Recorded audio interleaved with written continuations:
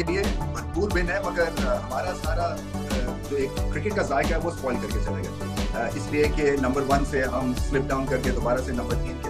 ऊपर। और ये हमेशा एक मेरे दिल में खलिश रहती है, थोड़ी सी फ्रस्ट्रेशन रहती है कि जब सारा मैदान ठीक होता है, हमें ऊपर जाने के लिए मौके मिलते हैं, तो फिर हम उस दिन कुछ इस तरह की परफॉर्मेंस करते हैं कि जिससे कि दिल में मलाल या फ्रस्ट्रेशन कह लें या अफसोस होता है, क्योंकि ये टीम हारने वाली नहीं थी। न्यूजीलैंड से हारना जो था ना, बिल्कुल ही एक बहुत ही बुरी परफॉर्मेंस होती तो आप इस टीम से हारते, और मतलब है जीतने के बाद आप देखें ना कि कितनी ज्यादा और वाह होनी थी। बट एनीवे, क्रिकेट है, हमें पता है कि on the day performance count करती है, ऑल दैट डज मैटर। इससे एक चीज तो पता चल गई कि अगर बाबर स्कोर नहीं करेगा तो आपको प्रॉब्लम्स है, अगर रिजवान स्कोर नहीं करेगा तो प्रॉब्लम्स है। तो इन दोनों के ऊपर जो है वो हमने व्हाइट बॉल क्रिकेट सजाई हुई है, और आज देखें कि बाबर आजम के जल्दी आउट होने से एक तरह से आपका प्लेटफॉर्म पूरा हिल जाता है, और एक जो कॉन्फिडेंस है ना टीम से वो चला जाता है। सो उनका हर दफा स्कोर में मानता हूँ नहीं हो सकता है, बट फिर भी हमें एहसास दिलाया जाता है उनके अर्ली डिसमिसल से बार बार कि उनका विकेट पे ठहरना कितना इंपॉर्टेंट है पाकिस्तान की टीम के लिए। इसी तरह से रिजवान की परफॉर्मेंस भी काउंट हमेशा करती है। एक और चीज जिसके ऊपर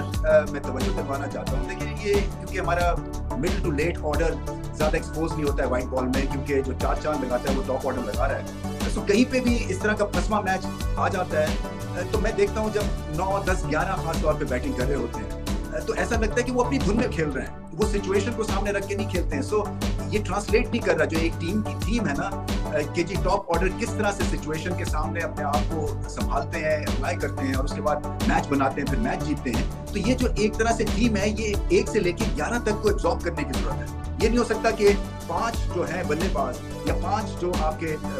फील्डर्स कह लें या बॉलर्स कह लें 11 में से, वो तो अप्लाई कर रहे हैं फील्ड में, मगर बाकी जो है वो बिल्कुल ही एक तरह से उनका दिमाग किसी और तरफ है, यानी कि वो इन चीज़ों को ना समझ रहे हैं और ना ही अप्लाई कर रहे हैं अपना माइंड, क्योंकि सिर्फ इफ्तिखार को वहाँ पे कंपनी की ज़रूरत थी लेट मिडल ऑर्डर की तरफ से, और उन्होंने ये मैच जीत जाना था जिस हिसाब से वो बैटिंग कर रहे थे, और ज़बरदस्त बैटिंग की उन्होंने, टेम्परामेंटली स्ट्रॉन्ग है, छक्का लगाने वाले लेट मिडल ऑर्डर या मिडल ऑर्डर के बल्लेबाज हैं, जो कि पाकिस्तान के पास ऐसी चॉइसेस नहीं है। तो उनका वर्ल्ड कप में आगे जाने के लिए उनका टीम में नाम होना तो बहुत ही ज़रूरी है, क्योंकि दबंग खेलते हैं। तो ये जो एक सिचुएशन डेवलप हुई, ये मैच जो था ये खुद ही से टफ बना दिया, शायद फोकस ऑफ हो गया, जीते हुए थे 4-0, मगर बहुत बड़ा निशाना था to be the world's best side ODI cricket, तो वो हाथ से निकल गया।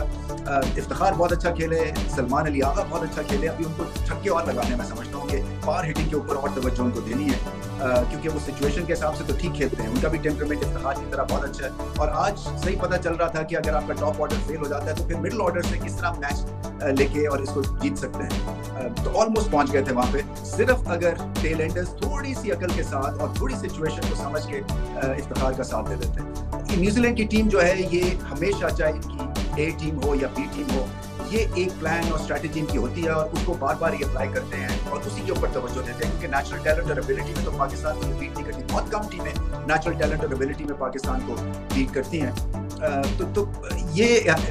उस हिसाब से एक तरह से इनके पास प्लान था, और फिर पाकिस्तान ने भी जैसे कि पूरे ओवर्स भी किए हमारे एस बॉलर्स ने, जिसकी वजह से ये 300 तक मामला चला गया, और सेकंड टाइम अराउंड गेंद स्पिन कर रहा था, रुक भी रहा था, बैटिंग मुश्किल हो गई थी, और एकदम से जब 2-3 विकेटें गिरी तो फिर वो जो प्रेशर हम विकेटों का ले जाते हैं ना, इससे भी हमें बाहर निकलना है, क्योंकि वहाँ पे अगर आप काउंटर पंच, काउंटर अटैक करें, जहाँ के बहुत सारी अच्छी दुनिया की टीम्स करती हैं, और पाकिस्तान दुनिया की अच्छी टीम है ओडीआई में, इसलिए तो रैंकिंग ऊपर है। तो एक और चीज भी इनको ये करनी है कि आजकल विकेटें लूज करने से नेसेसरीली आप मैच नहीं लूज करते हैं, दबाव पड़ता है for the time being, but उस दबाव से निकलने के तरीके हैं, और ऑपोजिशन बहुत जल्दी बैकफुट पे चली जाती है अगर एक तो बड़ी हिट्स लग जाती हैं या कोई 50-60 रन की पार्टनरशिप लग जाती है। जब इफ्तिखार और अली सलमान की पार्टनरशिप लगी थी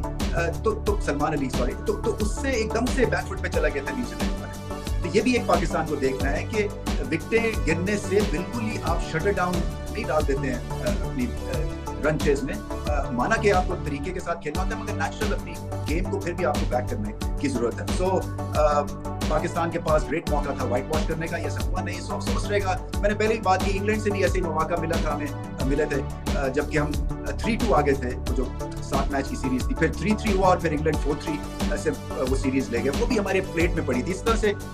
श्रीलंका के खिलाफ जो हम एशिया कप खेले, कूल मैच उनसे हारे और फिर फाइनल भी हार गए। सो इतने बड़े बड़े आपके पास अपॉर्चुनिटीज आती हैं, मगर पाकिस्तान उसको कैश इन नहीं कर सका है अभी तक। सो ये 5-0 तो चले, सीरीज तो जीत गए, बहुत अच्छी बात है, मगर वर्ल्ड नंबर 1 होना और व्हाइट वॉश करना, इसका मजा और होता है। तो न्यूजीलैंड को इसलिए मैं मुबारक देना चाहता हूँ कि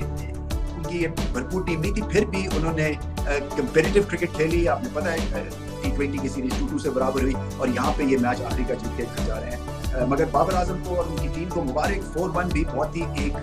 एक बहुत बड़ा मार्जिन है और अपनी गलतियों से सीखें। सिर्फ मैं ये कहना चाहता हूँ कि इस हार से आपको गलतियों का एहसास होना चाहिए कि एक तो क्रिकेट को फॉर ग्रांटेड नहीं लेते, और दूसरा जिसको मौका मिलता है वो फिर पूरी इनिंग्स खेले और मैच जिता के आए। पार्टनरशिप एकदम अलग गई, तो फिर आजकल 29 गेंदों में 60 रन करना, चाहे आपके पास 3 विकेट भी हाथ में हो, ये ड्यूरेबल जॉब है। सो फिर से कमिसरेशंस आज का मैच हारने पे, but overall great performance Pakistan.